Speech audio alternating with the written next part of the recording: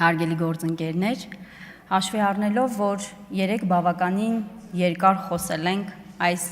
հանձնաժողովի գործառույթների մասին, խնդիրների մասին եւ բազմաթիվ լուծումների մասին, այսօր չեմ խոսի այդ մասին, շատ կարճ կլինեմ։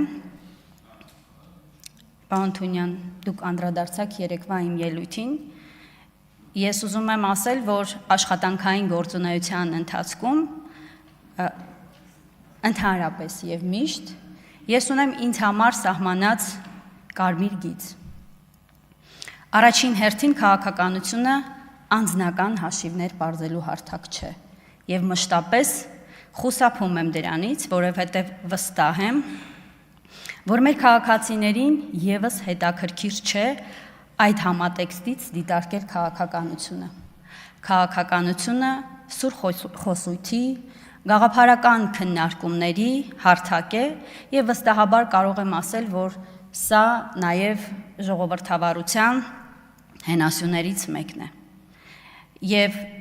իրականում մեր խմբակցությունը այստեղ չէ, որ գաղափարական իմաստով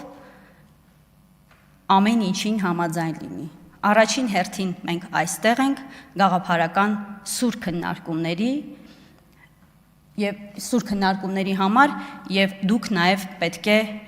այդ համատեքստում փորձեք լսել եւ առաջ տանել առողջ գաղափարները։ Ինչ վերաբերում է այն դիտարկմանը, թե արդյոք կարող եմ աշխատել,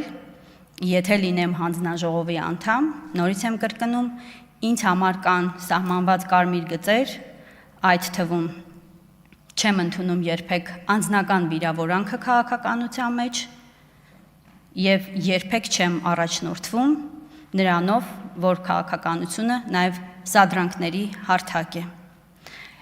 Ինչպես միշտ իմ երկար տարիների աշխատանքային փորձառությունների շրջանակներում մշտապես բաց եմ եղել գաղափարական սուր քննարկումներ լսելու համար, որովհետև ես կարծում եմ, որ բոլոր լավագույն նախաձեռնությունները, գաղափարները, ծրագրերը ծնվում են նաև այդ սուր քննարկումների արդյունքում։